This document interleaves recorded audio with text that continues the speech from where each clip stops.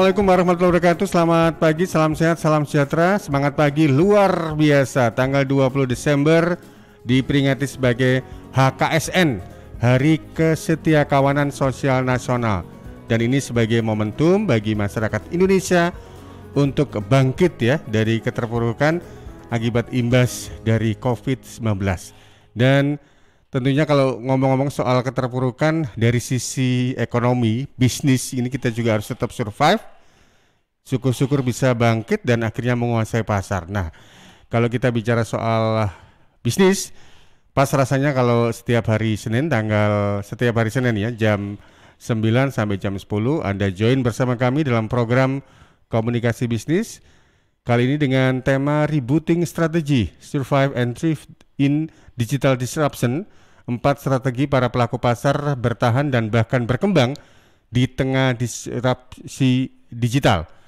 Di mana program ini bisa Anda dengarkan di LPPL Radio Suara Sidoarjo, Radio Max FM Waingapu Sumba Timur Nusa Tenggara Timur, Radio Praja Angkasa Trenggalek dan Radio Guyub Rukun RGR Tulungagung. Serta secara streaming bisa Anda simak di channel YouTube kami. Di channel YouTube kami LPPL Radio Suara Sidoarjo, di mana program ini kerjasama dengan Kuadran Consulting. Sudah join via Zoom, luar biasa ini para pebisnis terkemuka tanah air. Syukur-syukur nanti bisa menjadi skala global ya. Ada Pak Rudi Balmater. Good morning, selamat pagi Pak Rudi.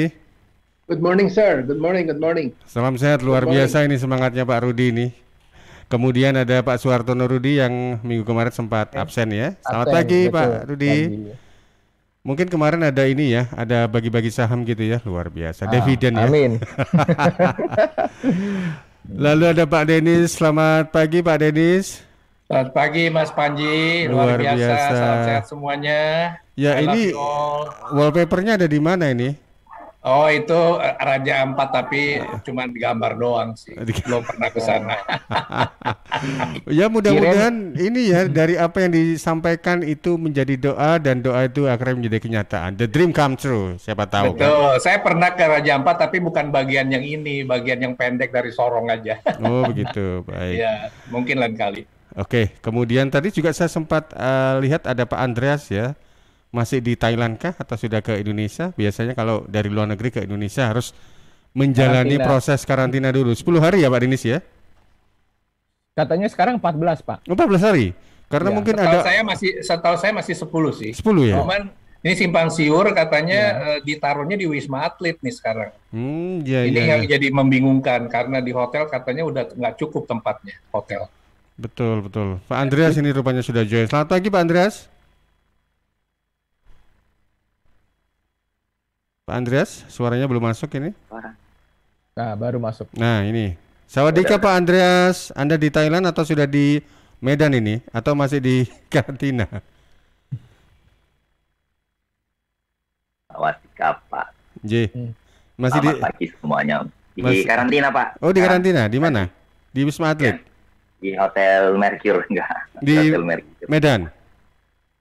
Di Jakarta Pak. Oh di Jakarta. Oh berarti masih belum tersentral di Wisma Atlet ini Pak Denis. Jadi di hotel-hotel juga bisa dijadikan tempat karantina ini. Karena varian baru Omicron itu katanya juga 3 kali lebih ganas dalam tanda kutip dibandingkan varian sebelumnya, varian Delta ini ya. 5 kali Mas Panji. Oh 5 kali ya? Iya. Luar biasa. Kalau Deltanya saja sudah luar biasa apalagi 5 kali lebih dari itu ya. Mudah-mudahan kita berharap sih masyarakat kita masih tetap sehat-sehat saja dan kita bisa melalui ini semua dengan baik begitu ya.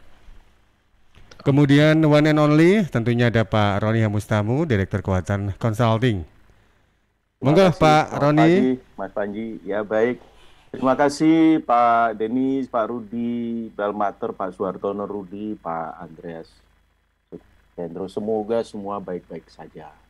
Karena ada banyak sekali perakiraan bahwa alam bakal tidak bersahabat selama bulan Desember ini kepada kita. Dan di Jawa Timur ada tekanan-tekanan alam yang luar biasa.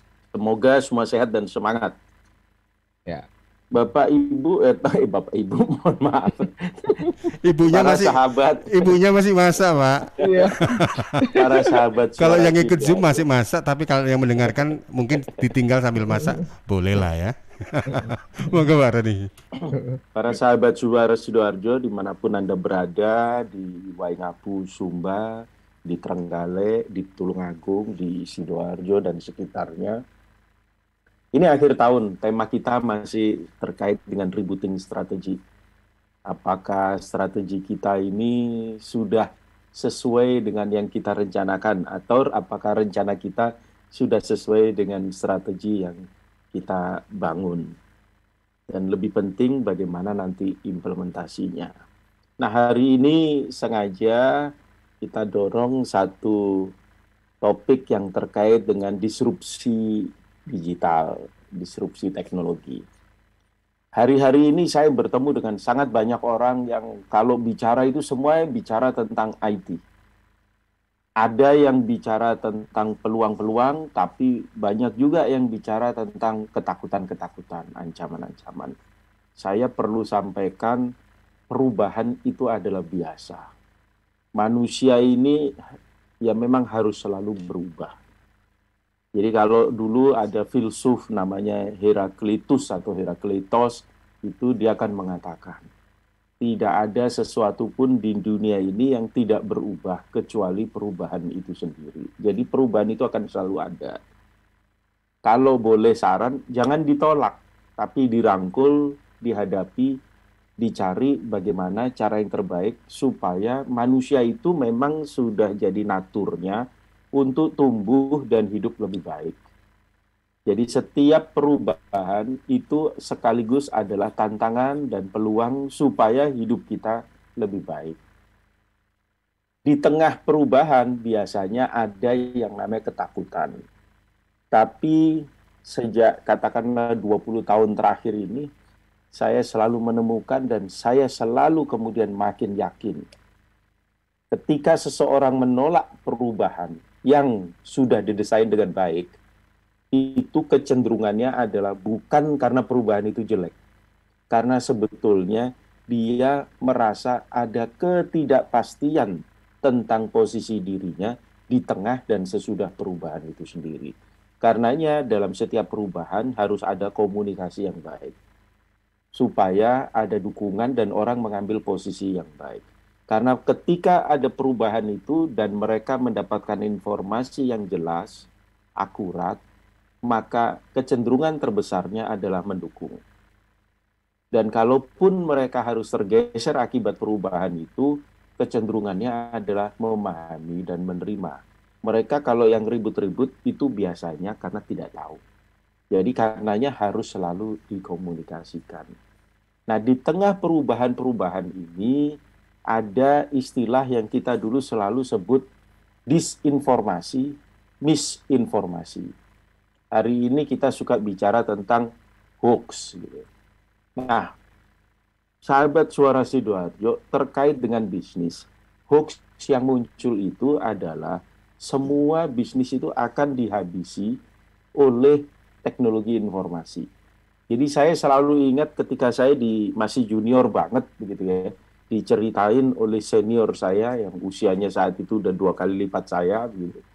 Beliau mengatakan perubahan dari mesin ketik ke komputer itu adalah baik, tapi banyak orang ketakutan dengan hadirnya komputer, banyak menolak karena ada ketidakpastian. Hari ini juga begitu. Nah, dengan adanya disrupsi yang berbasis teknologi terutama digital, itu banyak orang yang harus meredefinisi kembali. Salah satu yang kita redefinisi tapi dibantu oleh COVID itu adalah kantor. Sekarang perusahaan-perusahaan itu sudah boleh berpikir tidak wajib punya kantor luas-luas, besar-besar dengan harga sewa yang mahal. Itu bisa terjadi sekarang karena ternyata orang work from home dan melakukan aktivitas hanya by appointment, istilah saya, karena ada janjian, rapat jam sekian, ketemu klien jam sekian, melakukan itu ternyata bisa terjadi. Dan hasilnya juga bagus, lebih efektif, lebih efisien, malah kalau lewat Zoom gini, salah satu yang dipotong kan waktu yang hilang akibat transportasi. Pergeseran kita dari satu titik ke titik yang lain. Tapi banyak juga yang kemudian mengatakan perusahaan-perusahaan itu akan habis. Jadi minggu lalu saya membaca sebuah artikel dari Harvard Business Review yang sebetulnya itu adalah edisi Januari dan Februari 2022. Dan saya sangat tertarik karena itu langsung, ini perlu kita angkat. Dia menulis tentang how incumbents survive and thrive. Bagaimana pemain pelaku bisnis yang sekarang ini ada, itu bisa bertahan hidup dan bahkan berkembang. Yang dituliskan itu adalah perbandingan dari dua kelompok besar yang selalu jadi rujukan. Fortune 500 dan Global 500. Jadi itu perusahaan-perusahaan yang dianggap paling sukses di dunia. Ditulis ini oleh Profesor Birkinshaw dari London Business School. Sesuatu yang menurut saya sangat menarik. Dan ini sengaja saya munculkan di dalam tulisan. Di dalam Fortune 500, kalau kita tarik 25 tahun mundur ke belakang, tahun 1995 sampai 2025, ternyata perusahaan yang masuk Fortune 500 sesudah tahun 1995 dan tahun 2025 itu, jadi yang dipotret tahun 2020, tahun 2020 dipotret, terus dilihat kapan nih perusahaan mulai ada. Nah, perusahaan yang berdirinya atau hadirnya itu setelah tahun 1995, ternyata cuma 17. Nah, ketika 17 ini, terus kita seakan-akan menegasikan bahwa yang 483 itu nggak ada, kan nggak mungkin. Nah, kalau dilihat yang dari Global 500, itu malah hanya 12. Jadi, sahabat Suara Sidoarjo, isunya itu sebetulnya bukan soal hilang atau hadir baru akibat munculnya teknologi. Jauh yang lebih penting adalah sifat manusiawi dari sebuah organisasi bisnis, bahwa manusia selalu berusaha menyesuaikan diri dengan perubahan lingkungan yang ada. Dan perusahaan-perusahaan yang existing itu, yang besar-besar, yang masuk dalam Fortune 500 dan Global 500, itu ternyata mereka menyesuaikan diri. Menyesuaikan diri dengan apa yang ada, hal-hal yang terbaru. Contohnya di dalam Fortune 500, itu ada 198, jadi relatif kan 40%, itu memang dia udah top company, tetap jadi top company. Ada 231 perusahaan, berarti kira-kira berapa tuh? 46%. Itu yang sudah ada di situ tapi naik kelas. Menjadi lebih tinggi gitu. Ya, di bawahnya lagi ada lagi sekitar 10%, itu yang 10,4% itu yang naik level dari bawah. Tapi hanya ada 17 yang tahun 95 belum ada. Kita tetap mengapresiasi bahwa artinya perusahaan itu baru ada, muncul, dan sukses itu bisa terjadi. Dan ada banyak. Dulu-dulu juga begitu. Ketika muncul teknologi baru, ketika ada pendekatan baru. Bukankah sudah jadi naturnya itu selalu terjadi pergeseran. Tapi buat saya angkanya menarik. Angkanya menarik. 17 dari 500. Angkanya menurut saya sangat menarik. Berarti kira-kira berapa tuh? 3,4%. Jadi itu sesuatu yang wajar lah. Gitu. Nggak ada disrupsi pun ada potensi. 3,4% itu perusahaan hilang dan digantikan oleh yang lain. Dari 500 perusahaan menurut catatan dari Fortune 500 yang bangkrut dalam 25 tahun terakhir, dihitung-hitung semuanya bangkrut, itu ada 35. Tapi kalau Global 500 hanya 10. Tanpa ada disrupsi seperti ini pun juga angka-angka yang seperti ini adalah angka yang wajar dan dapat diterima. Oleh karenanya, saya kebetulan pengikut aliran positive psychology. Setiap ada tantangan, di situ pasti ada peluang. Setiap ada persoalan, kita pilih, ini good problem atau bad problem. Good problem itu begini, Anda punya kantor, pabrik nih, atau kantor lah. Gara-gara aktivitas bisnis Anda, jalan yang menuju kantor Anda itu dikeluhkan oleh warga sangat macet. Problem nggak? Problem. Tapi itu good problem. Artinya perusahaan Anda sukses menghadirkan masalah, tapi masalah yang baik. Maka mari kita duduk bersama, bagaimana caranya, apakah scheduling atau apalah ya yang menyebabkan itu terjadi. Ada problem lain. Apa yang terjadi? Anda punya kantor, punya pabrik, jalan di tempat menuju kantor Anda itu selalu sepi, nggak ada yang lewat. Itu problem. Bad problem tuh. No sales. Kan, no activity. Gitu. Itu bahaya banget. Gitu. Kalau saya boleh memilih, mana yang harus kondisi yang Anda lebih suka? Saya lebih suka yang ada problem karena macet. Karena waktu mencari pemecahan, itu sambil positif. Karena ada duitnya, karena bisnis sukses. Tapi mencari solusi pada saat sepi banget, itu tekanan lebih besar kalau menurut saya. Jadi mari kita pilih dalam menghadapi sesuatu, ada good problem, ada bad problem. Nah, kalau dicermati apa formula suksesnya, ini ternyata nggak jauh-jauh beda. Yang pertama misalnya retrench.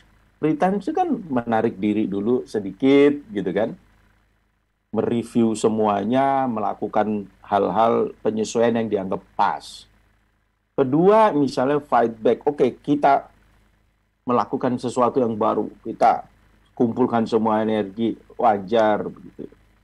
Kita periksa kembali aset-aset kita, boleh. Dan ada yang kemudian melakukan diversity. Bahkan ada yang keluar dari bisnis yang baru. Yang lama, mencari bisnis yang baru. Dan biasa. Kalau masih ingat ya, mohon maaf saya sebut satu brand. Seingat saya mulai tahun 90-an atau 2000-an.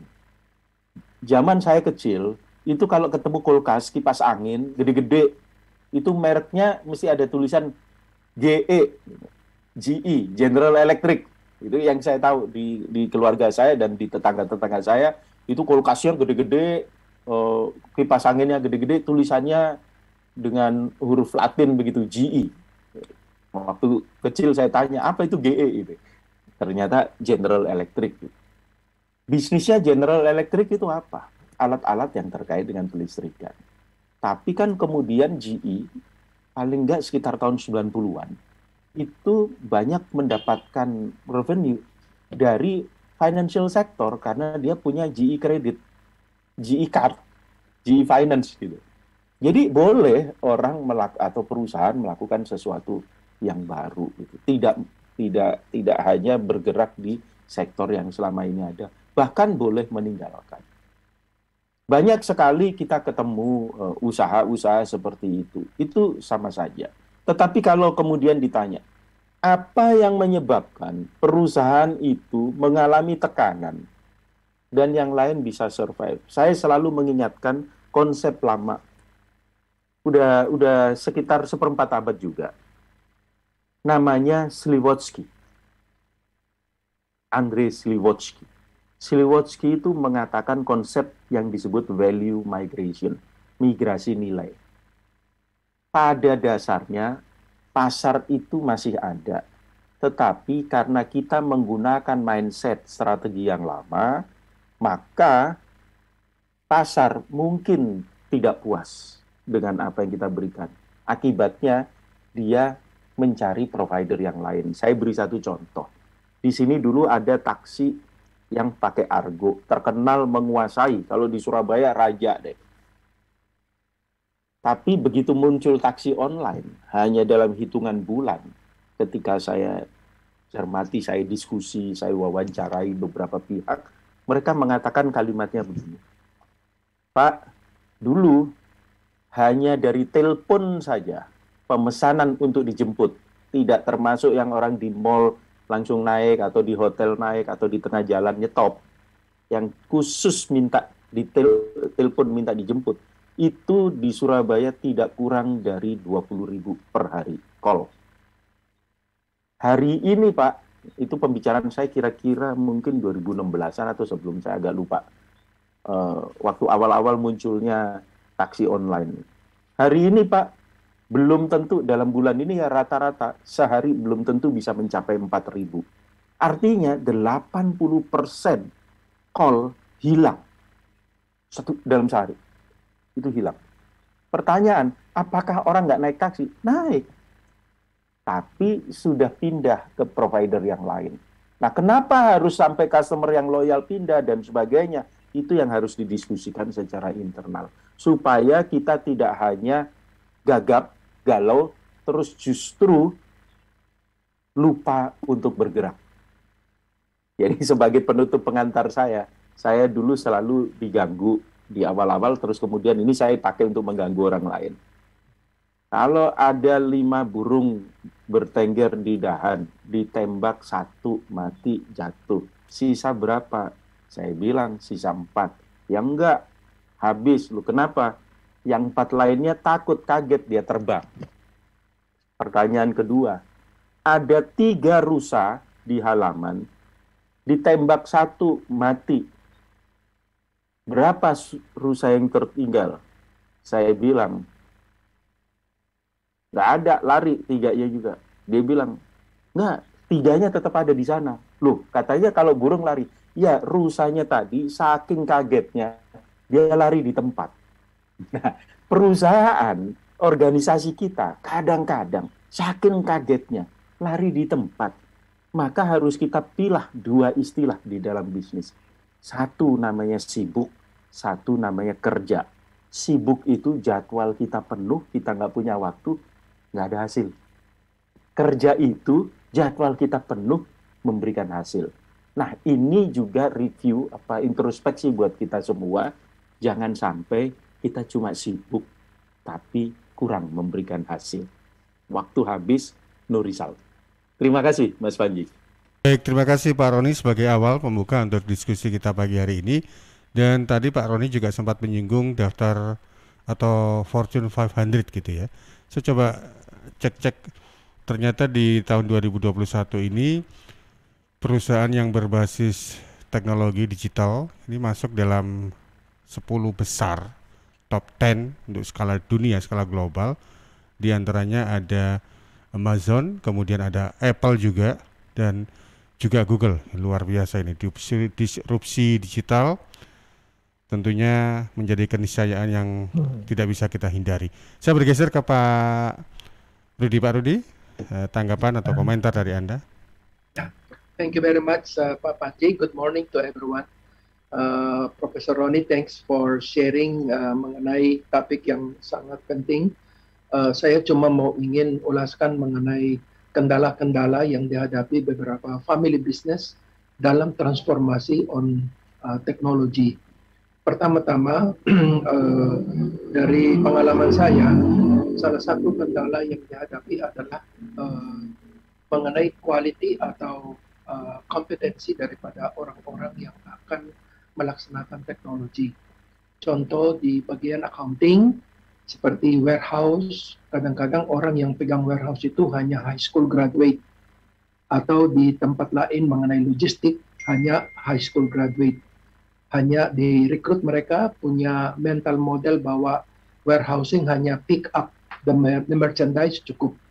Padahal sebenarnya dalam teknologi itu harus ada orang yang mengerti dan memahami bagaimana input daripada komputer di tempat masing-masing. Dan mereka harus disiplin, tidak boleh ditunda untuk untuk capture semua transaction. Nah, ini tantangan berat yang dihadapi lingkungan kita. Bagaimana warehouse staff, production staff, logistic staff, accounting staff bisa memahami mengenai integrated namanya ERP teknologi, di mana mereka sudah bisa menghasilkan laporan keuangan. So, jadi menurut saya sih kendala pertama adalah quality of the people. Number 2, support dari top management. Lingkungan kita ini masih paternalistik. Kemana Bapak? Bapak harus ada namanya communication yang jelas bahwa teknologi investment ini harus dipakai dari perusahaan. So jadi menurut saya sih Pak Roni, ini juga kendala-kendala yang kita hadapi dalam family business. Terima kasih Pak Panji. Baik, terima kasih Pak Rudi. Kemudian saya geser ke Pak Denis sebelum kita nanti break. Monggo Pak Denis. Ya, baik Mas Panji, Pak Roni, Pak Rudi, terima kasih. Saya menyimak tadi penjelasan Pak Roni yang sangat komplit ya, analisa yang dalam sekali, dan saya sejujurnya berkesimpulan ada dua hal saja. Yang pertama, biasanya organisasi itu complacent, ya. Jadi apalagi kalau berhasil, market maker, game changernya nggak diperhatikan, ya, karena dia merasa sudah cukup. Tadi yang alat transportasi ya sudah berlangganan tuh, seingat saya mungkin kalau tahun ini saya masih pakai berarti sudah 38 tahun saya berlangganan. Apa itu ya, Pak Denis? Ya itu transport, saya nggak mau sebut nama, nggak enak. Gitu. Anda mendapatkan loyalty award kalau begitu ya Pak ya? Waduh, boro-boro Mas Panji, orang yang minta maaf ya, ulang tahun saya aja dia nggak tahu.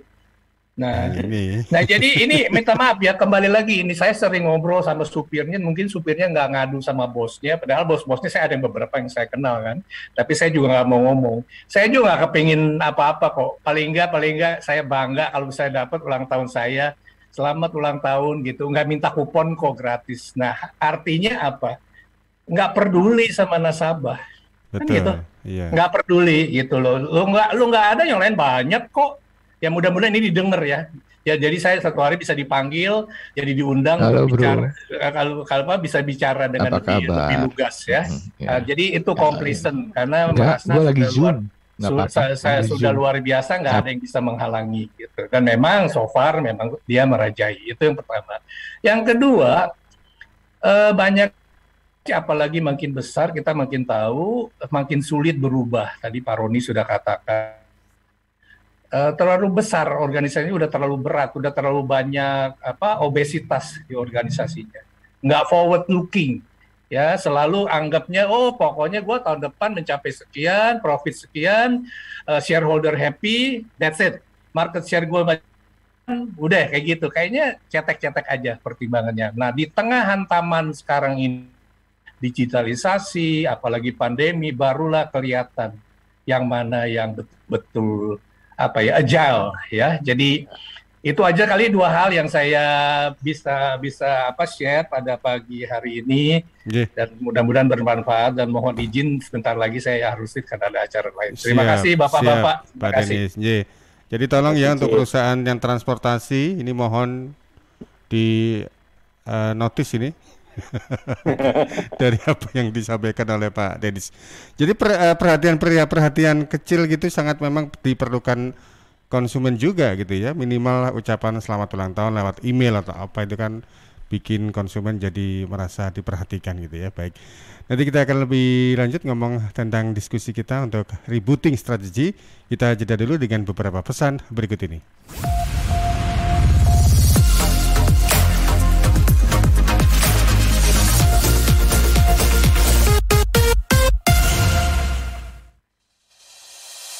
CHEERS, cheers. CHEERS, cheers. CHEERS, cheers. Air minum yang terbaik, hey. Cheers in the house. Cheers, air ber-pH tinggi. Cheers dapat membantu netralkan pH tubuh. Cheers mengandung antioksidan alami.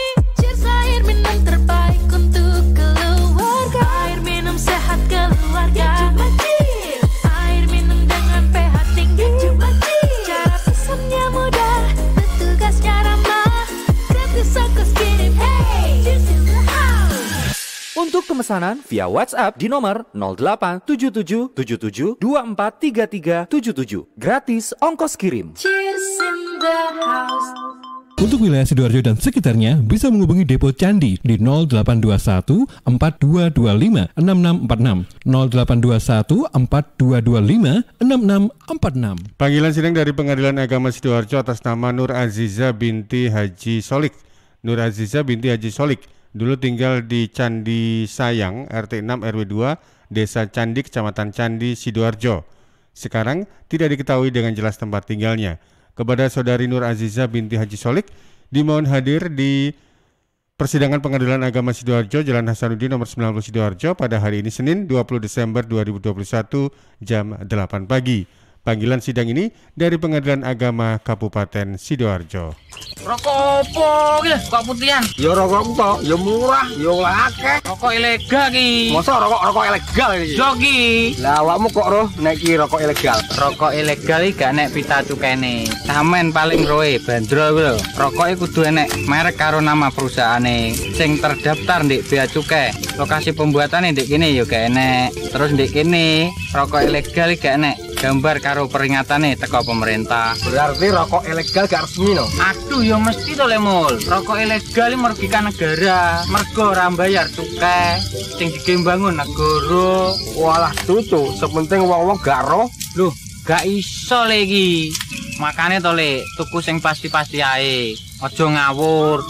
Laporkan peredaran rokok ilegal ke kantor Bea Cukai terdekat atau hubungi nomor 1.500.225 1.500.225. Iklan layanan masyarakat ini dipersembahkan Bea Cukai Sidoarjo. Ayo, ngewangi Bea Cukai, berantas rokok ilegal. Bea Cukai Sidoarjo, fokus mengawasi, tulus melayani. Panggilan sidang dari Pengadilan Agama Sidoarjo atas nama Yusanto bin Wagiso. Yusanto bin Wagiso dulu tinggal di Wonoayu, RT 5 RW 4, Desa Wonoayu, Kecamatan Wonoayu, Sidoarjo. Sekarang tidak diketahui dengan jelas tempat tinggalnya. Kepada Saudara Yusanto bin Wagiso dimohon hadir di Persidangan Pengadilan Agama Sidoarjo, Jalan Hasanuddin nomor 90 Sidoarjo pada hari Senin tanggal 20 Desember 2021 jam 8 pagi. Panggilan sidang ini dari Pengadilan Agama Kabupaten Sidoarjo.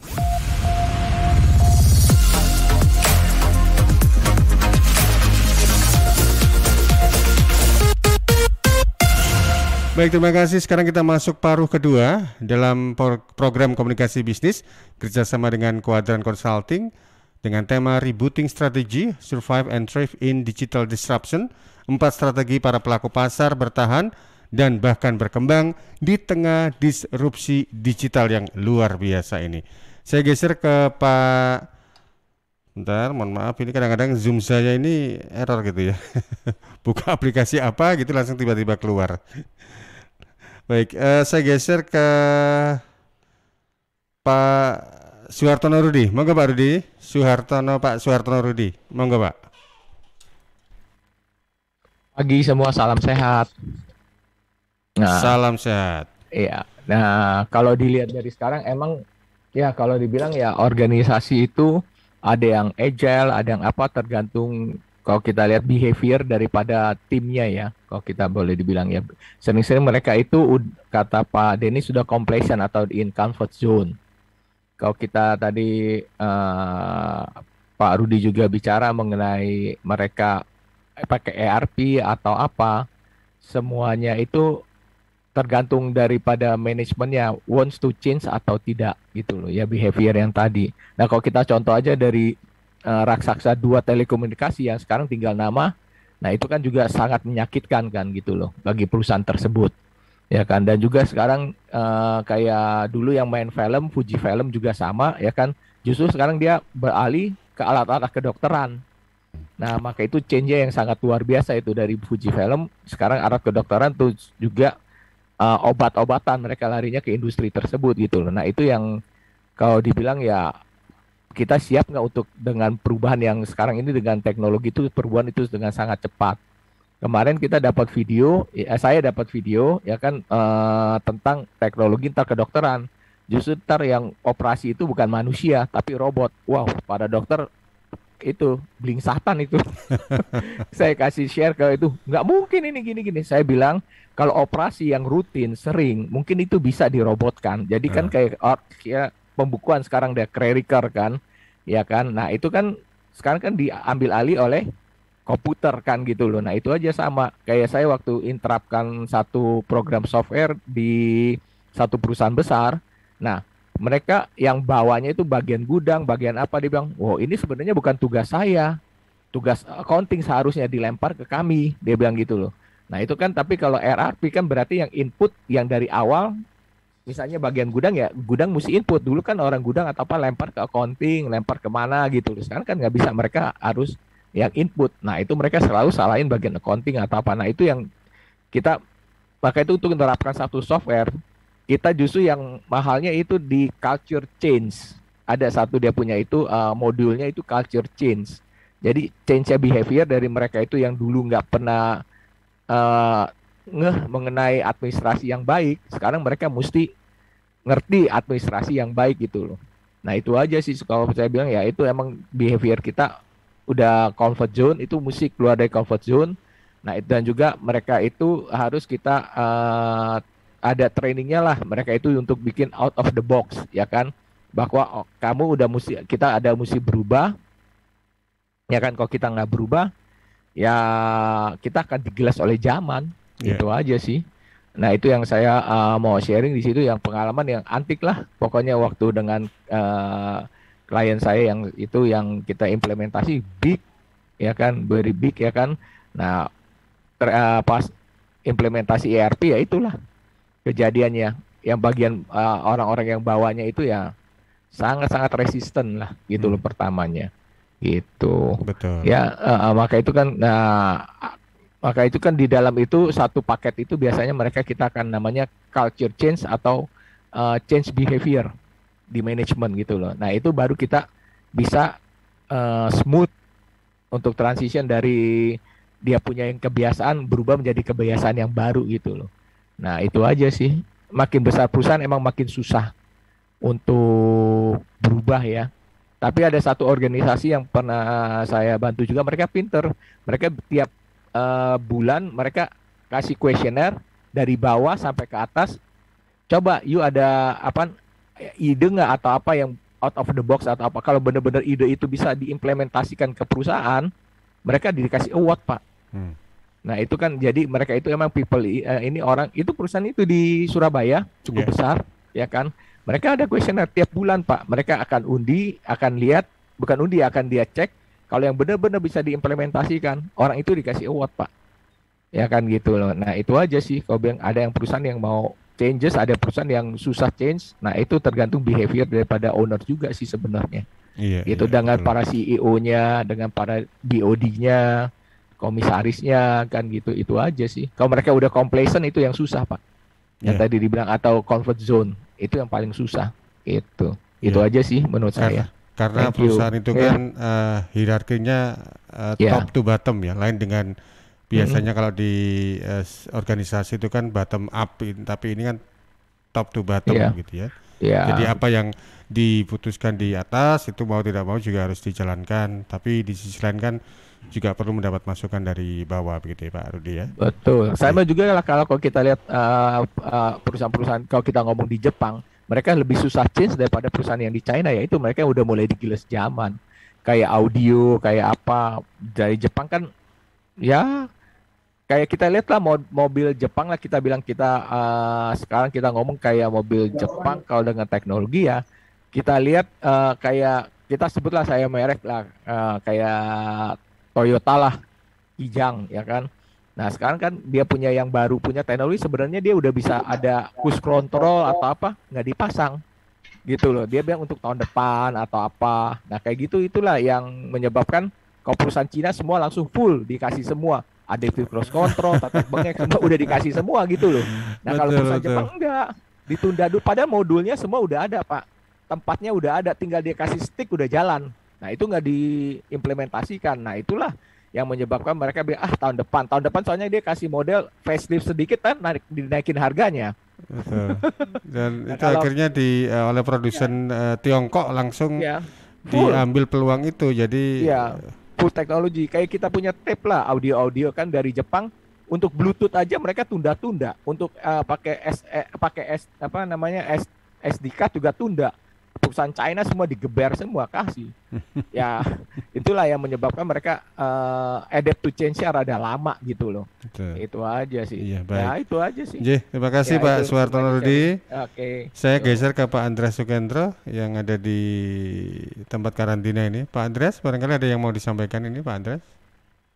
Lebih ke arah pertanyaan sebetulnya ke Prof. Roni, karena ini menyangkut teman saya usaha sosial juga yang berbasiskan teknologi, dan kami juga mengarah ke sana ini sekarang ini, berbasis teknologi blockchain. Kebetulan dia ditutup dan izinnya oleh OJK dicabut. Kira-kira untuk masa depan blockchain ini bagaimana ya Prof? Mohon pendapat. Dan kebetulan saya baca hari ini temanya mengenai 4 strategi disruption itu, apakah sekiranya kita nggak mengikuti blockchain atau teknologi digital, adakah jalan keluarnya? Mohon pendapat dari Prof. Terima kasih, Prof. Baik, terima kasih Pak Andreas. Sebelum ditanggapi Pak Roni, ini saya bacakan dulu beberapa pertanyaan yang sudah masuk ke WA di 0811 309 1009. Pertanyaannya dari Pak J yang ada di Porong, yang juga menyimak dari tadi. Pertanyaannya begini, perusahaan itu apakah memang wajib untuk punya ekosistem? Misalnya perusahaan-perusahaan besar yang gulung tikar kayak yang tadi disebut biji film, misalnya kalau dia core bisnisnya di film, tapi karena tidak bisa bersaing, tapi bisa survive di ekosistem yang lain, misalnya kamera masih jalan, kemudian Alkes juga masih jalan, di antaranya juga ada Canon yang penjualan kamera juga sepi, tapi di sisi lain dia punya usaha fotokopi begitu ya. Baik, terima kasih Pak J, luar biasa pengamatan Anda ya terhadap perusahaan-perusahaan skala global ini. Kemudian Mbak Safira yang ada di Candi, pertanyaannya untuk perusahaan diversifikasi karena dengan kondisi yang ada itu kan kompetisinya begitu kuat. Apakah harus sejalan dengan perusahaan utama mainnya atau justru 180 derajat dengan perusahaan utama? Oke, terima kasih Mbak Safira yang ada di Candi dan juga Pak J yang ada di Porong. Monggo Pak Rodi tanggapannya. Terima kasih Mas Panji. Pertama saya respon dari Pak Andreas Sukendro. Pak Andreas, OJK itu saya sangat percaya.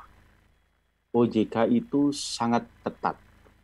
Tujuannya bukan untuk menghancurkan semangat pengusaha untuk berusaha, tetapi tujuannya adalah melindungi publik dari risiko-risiko tidak perlu akibat hal-hal yang dilakukan oleh perusahaan.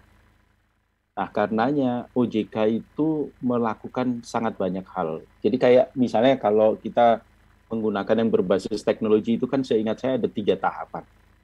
Yang pertama ya begitu ada proses kan kita mesti masuk teknologi sandbox 12 bulan ditambah 6 bulan. Sesudah itu kan baru muncul rekomendasi. Direkomendasi dengan perbaikan atau tidak direkomendasi.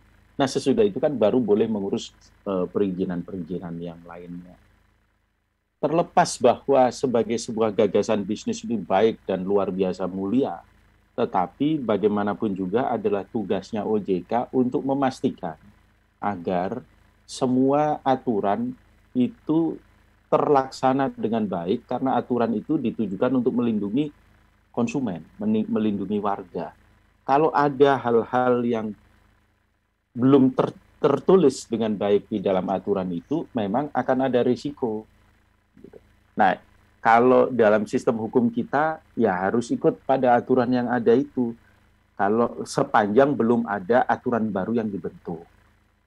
Hal-hal yang seperti ini mesti jadi pemahaman bersama. Karena dulu juga ada yang bisnis yang berbasis kayak Zoom kita beginilah. Ya, tapi lain itu selalu menunjukkan keberhasilan. Semua orang pakai mobil-mobil Mercedes terbaru, pakai BMW terbaru, begitu. Untuk mengatakan bahwa kami sukses begini-begini dan sebagainya. Tapi ada masa dia diblok, tidak boleh oleh OJK. Kenapa? Karena ada perizinan-perizinan yang tidak tepat. Gitu. Nah, ini yang harus dipenuhi. Pertanyaan, apakah kalau sudah memenuhi semua perizinan itu akan baik? Belum tentu, tetapi meminimalisir risiko kepada publik. Nah, yang seperti itu Pak Andreas yang menurut pemahaman saya. Jadi kalau misalnya dicabut izinnya, itu mungkin technology sandbox-nya misalnya nggak lulus gitu. Ada sesuatu, ya itu yang harus diperbaiki. Dan selalu masih ada peluang, karena saya lihat yang dulu dilarang, diumumkan tidak boleh pun setelah semua proses dilalui, semua dilengkapi dengan baik, akhirnya tetap boleh. Hanya saja banyak sekali para pelaku usaha ini ketika kena blok, dia langsung melakukan negative respon dan negative words of mouth. Gampangnya begini loh, dia tidak bercerita di mana dia salah, tapi dia mengangkat di mana kebaikan dan kemudian menimbulkan kesan, ya kalau sekarang ada istilah yang ngetop namanya dizolimi. Kesannya saya dizolimi. Nah itu yang menurut saya harus hati-hati ya, para pengusaha juga harus fair. Karena kalau aturan nggak bisa lah. Karena pilihannya adalah para pejabat di OJK yang akan kena masalah akibat melanggar peraturan, atau dia menerapkan peraturan itu dengan ketat sehingga orang-orang yang mau bermain-main dengan titik koma di aturan itu kemudian terpaksa harus minggir. Itu kira-kira Pak. Kalau bicara tentang blockchain ini seperti apa ke depan, saya rasa itu adalah kendaraan yang mungkin kita harus cari cara bagaimana menaikinya, bagaimana memaksimalkannya, sehingga akan memberikan hal-hal yang terbaik bagi kita semua. Karena memang ada hal-hal yang sangat keren dalam blockchain menurut hemat saya begitu ya. Tapi namanya manusia, suatu saat tentu akan ada orang yang bisa mengakal-akalinya lagi gitu. Sama seperti dulu dibuat uang cetak, dicetak orang suka. Tapi kan muncul juga uang palsu. Hal-hal yang seperti itu mesti kita lihat. Terima kasih Pak. Izinkan saya bergeser ke Pak J di Porong. Apakah perusahaan itu wajib punya ekosistem? Menurut hemat saya, perusahaan itu memang otomatis begitu hadir, dia akan punya ekosistem. Persoalannya, dia peduli dengan ekosistem itu dan memelihara ekosistemnya, membangunnya menjadi sebuah ekosistem yang sehat, atau dia tidak peduli kemudian dia akan tergerus oleh ekosistem yang ada di lingkarannya karena menolak kehadirannya. Itu menjadi berbahaya. Karena itu tadi saya katakan tentang konsepnya Sliwotsky, migrasi nilai, value migration.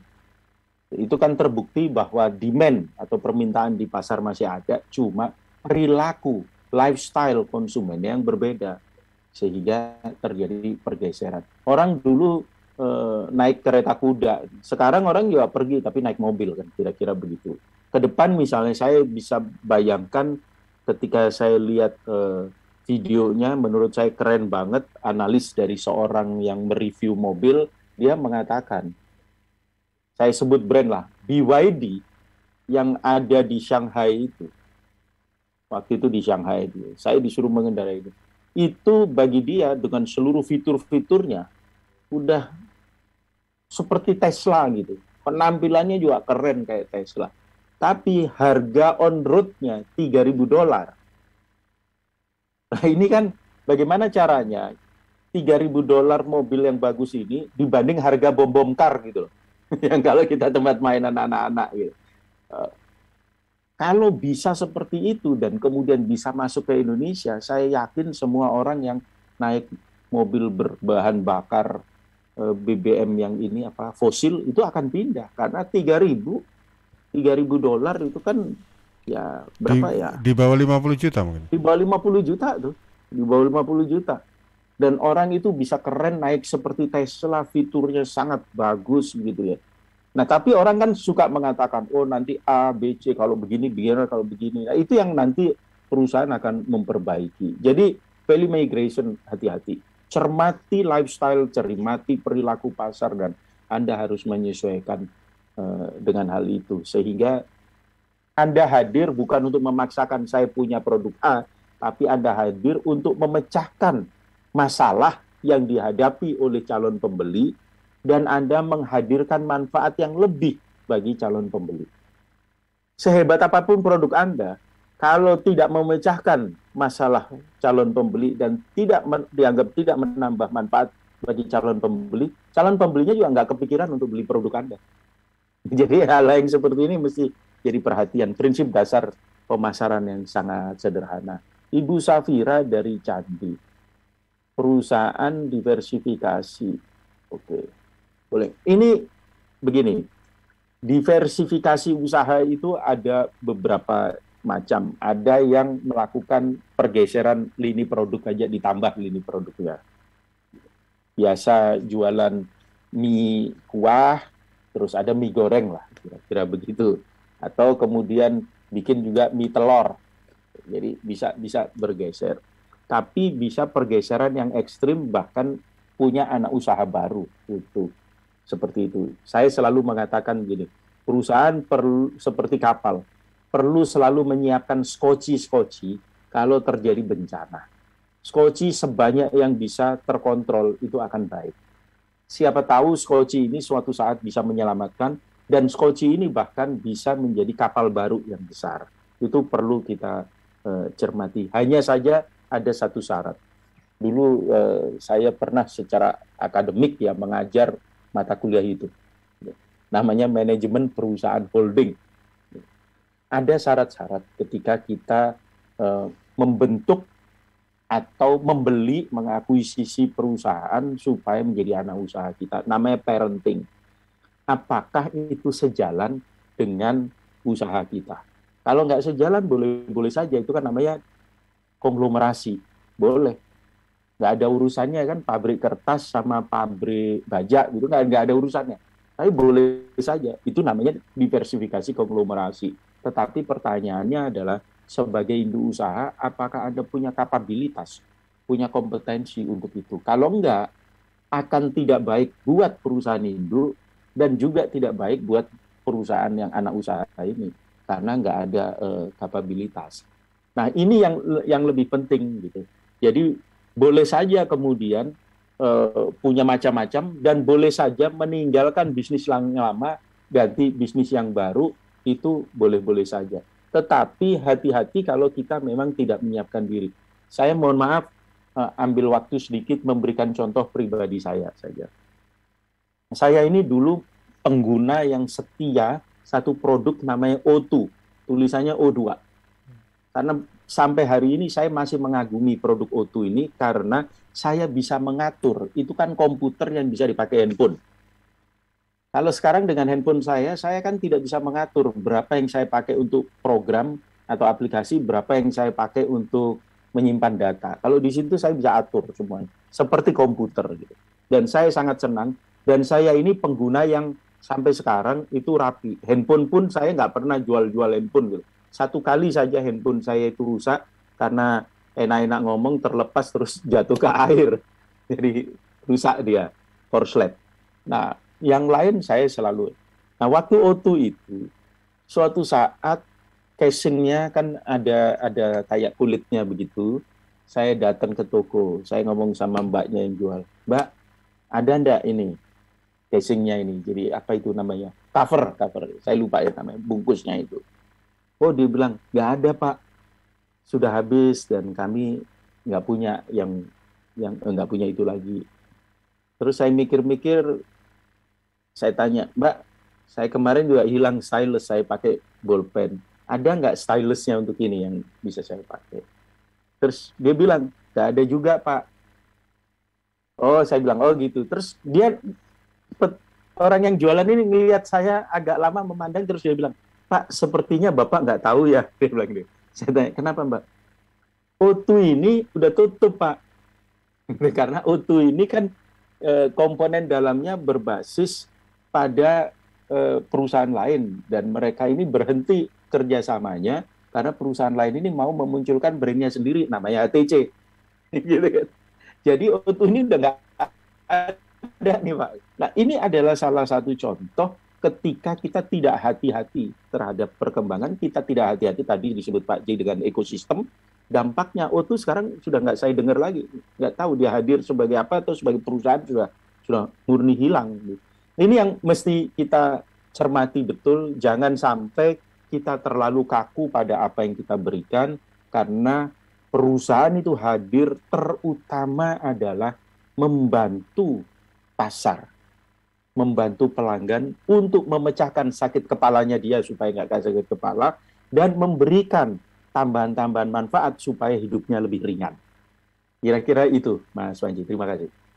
Baik Pak Roni, sekaligus juga penutup dari jenengan, monggo terkait dengan tema kita rebooting strategi ini. Ya, terima kasih Mas Panji, sahabat suara Sidoarjo. Einstein itu benar. Yang bisa bertahan lintas zaman itu bukan yang terbesar dan yang terkuat, tetapi yang adaptif. Demikian juga dengan perusahaan. Maka perusahaan itu harus selalu mencermati perubahan-perubahan lingkungannya, terutama pasar, dan harus punya kemampuan. Kalau Pak Rudi Balmater itu selalu bilang ke saya itu forethought, berpikir ke depan, pikirkan 5-10 tahun yang akan datang apa yang terjadi, sehingga kita bisa mengantisipasi. Kalau kita tidak melakukan itu semua, maka sama yang tadi disebut oleh Pak Denis dan Pak Suhartono Rudi, kita berada pada zona nyaman, compliance. Nah, orang kalau sudah ada di zona nyaman, itu kan pilihannya pensiun. Gitu kan? Karena dia udah berhenti berpikir. Bukan berarti dia tidak hebat. Mungkin dia hebat, tapi sudah tidak relevan dengan perkembangan zaman. Nah, perusahaan harus selalu relevan. Cermati itu. Ingat, saya tadi mengatakan tentang value migration, perpindahan nilai. Seringkali kita temukan permintaan itu, kebutuhan itu, keinginan itu ada, tetapi mereka pindah ke provider yang lain karena kita melupakannya. Pak Denis tadi sudah mengatakan 30 sekian tahun kan, tapi kapan ulang tahun aja nggak tahu. Nggak ngasih selamat. Nah, ini kan bahaya. Itu Mas Panji, supaya jadi perhatian kita semua. Teknologi akan membantu mempermudah itu semua, tapi yang penting kan bukan pistolnya, tapi siapa orang di balik pistol yang akan menarik trigger itu. Baik, luar biasa. Manusianya jadi penting. Terima kasih Mas Panji. Baik. Terima kasih Pak Roni, terima kasih Pak Rudi Balmater, terima kasih Pak Suhartono Rudi, Pak Andreas, dan juga tadi juga ada Pak Denis ya, yang ada kesibukan atau aktivitas lain nih. Terima kasih untuk aktivitasnya. Merry Christmas and Happy New Year. Semoga tahun depan kita much better daripada tahun ini ya. Dan sukses untuk segala aktivitasnya. Sampai jumpa. Terima kasih, sampai jumpa.